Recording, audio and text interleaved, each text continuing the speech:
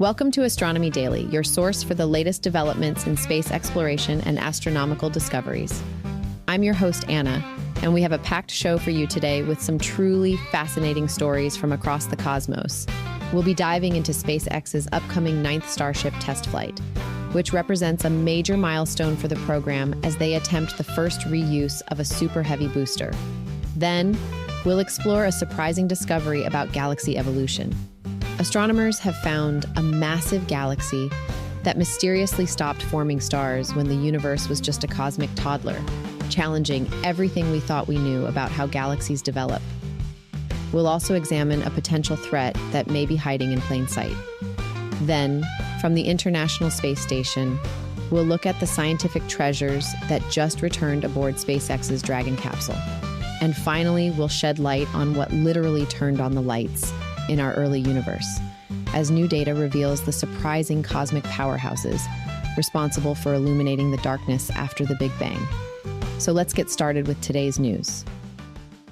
SpaceX is gearing up for what could be a pivotal moment in the Starship development program with its 9th test flight, scheduled for Tuesday, May 27th.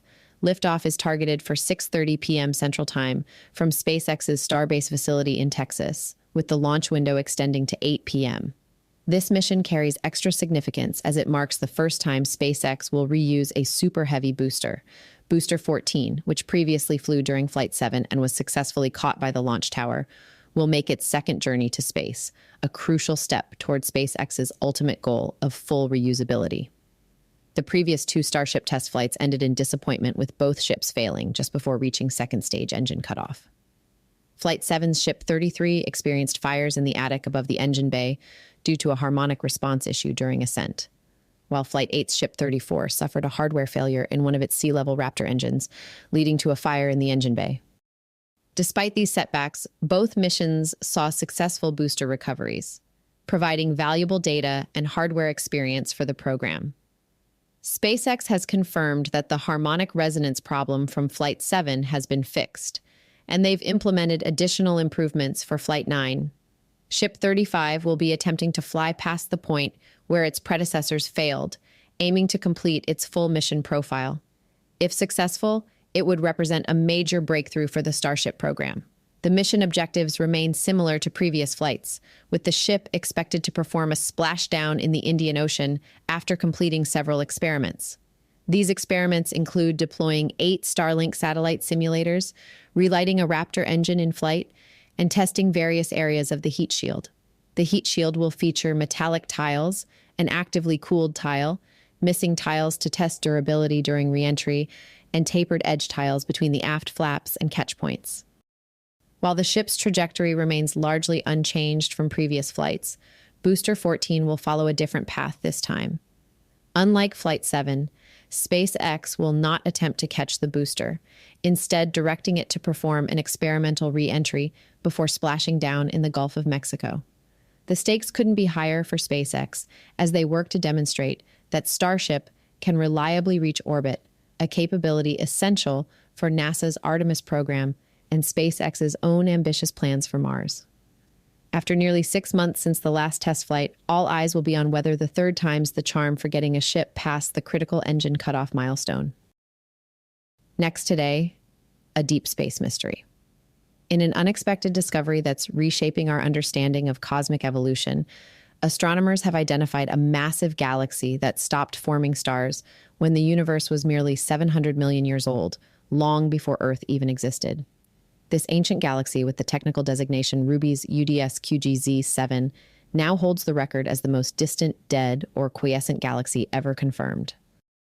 What makes this finding so remarkable is that galaxies typically need billions of years to grow large and then shut down their star formation.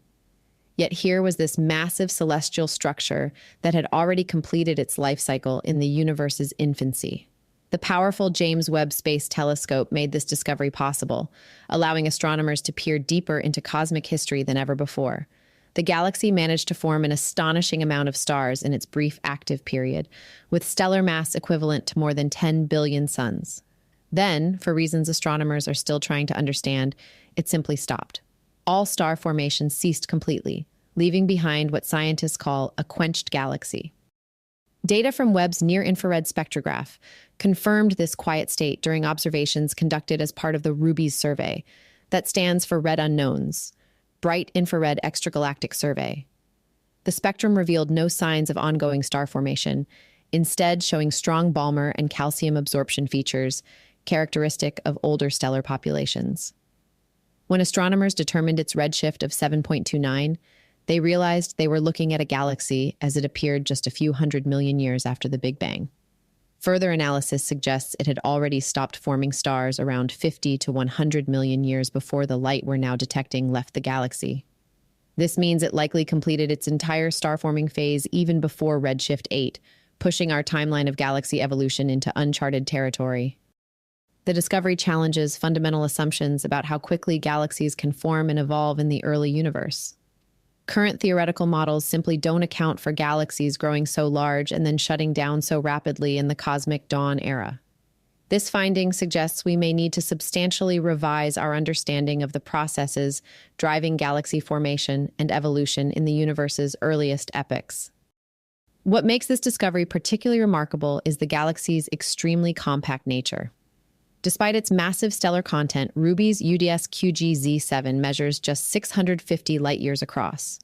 To put that in perspective, our Milky Way galaxy spans approximately 100,000 light-years. This incredible density makes it one of the most tightly packed galaxies ever observed. Scientists believe this ancient compact galaxy likely represents the core of what would eventually become the giant elliptical galaxies we see in today's universe.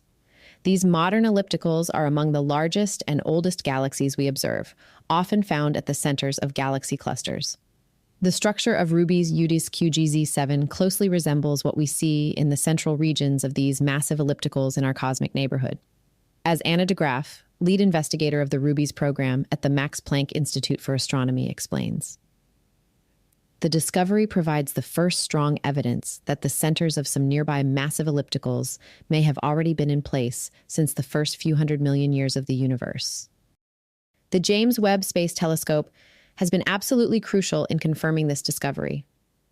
Previous telescopes like Hubble and ground-based instruments simply couldn't see deep enough into the infrared spectrum to detect features like the Balmer break at such high redshifts. While the Spitzer Space Telescope offered some infrared capability, it lacked the resolution and sensitivity needed for definitive observations. Webb's revolutionary infrared capabilities have completely transformed our ability to study the early universe. Next up, a subject we keep returning to, and with good reason. While NASA has been diligently tracking near-Earth asteroids that could threaten our planet for the past 2 decades, recent research suggests we may have a significant blind spot in our planetary defense strategy. 20 years ago, Congress tasked NASA with finding 90% of near-Earth asteroids that could pose a threat to Earth, and they've made considerable progress. However, astronomers are now discovering a new category of potentially hazardous objects that have largely escaped our attention: asteroids co-orbiting with Venus. These Venus Co-Orbital Asteroids follow the same path around the Sun as our neighboring planet, but with a concerning twist: they can cross Earth's orbit. Currently, scientists have identified 20 of these co-orbital asteroids, but new research indicates this may be just the tip of the cosmic iceberg. What makes these objects particularly concerning is their elusiveness. Many of these asteroids remain hidden in the Sun's glare from our Earth-based perspective, making them exceptionally difficult to detect with conventional survey methods. When the Venus co-orbitals are positioned between Earth and the Sun, they become virtually invisible to our telescopes, creating dangerous blind spots in our monitoring systems.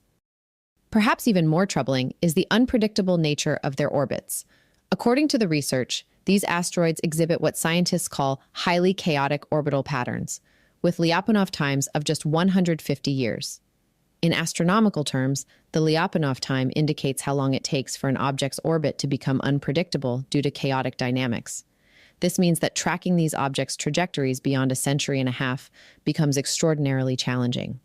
Lead researcher Valerio Caruba from Sao Paulo University explains that co-orbital status protects these asteroids from close approaches to Venus, but it does not protect them from encountering Earth. This creates a peculiar situation where objects that share Venus's orbit can potentially pose a greater threat to our planet than to Venus itself. The research team defines these objects as potentially hazardous if they have a minimum diameter of about 140 meters and come within 0.05 astronomical units of Earth's orbit. For context, an asteroid of this size striking Earth could release energy equivalent to hundreds of megatons of TNT, thousands of times more powerful than the atomic bombs used in World War II. Such an impact could devastate an entire metropolitan area. As we expand our understanding of these celestial dynamics, it's becoming clear that our planetary defense strategy may need significant recalibration to address this previously underestimated threat lurking in the orbit of our nearest planetary neighbor.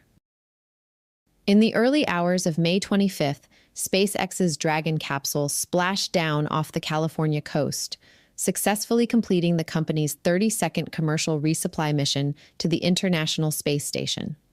The unpiloted spacecraft returned with an impressive haul. Approximately 6,700 pounds of scientific equipment, supplies, and experiments that had been conducted in the unique microgravity environment of the orbiting laboratory. This scientific treasure trove represents some of the most cutting-edge research being conducted in space today. The Dragon undocked from the station's Harmony module 2 days earlier before making its journey home, carrying cargo that could revolutionize everything from spacecraft design to satellite maintenance. Among the most fascinating returns was the MISSY 20 experiment, short for Multipurpose International Space Station Experiment. This project tested various materials by exposing them directly to the harsh conditions of space. The samples included radiation shielding, solar sail coatings, ceramic composites for re-entry vehicles, and specialized resins that might one day form the basis of improved heat shields. Mounted on the exterior of the station, these materials endured extreme conditions that can't be replicated on Earth: ultraviolet radiation, atomic oxygen, charged particles, and dramatic temperature swings that would destroy most conventional materials.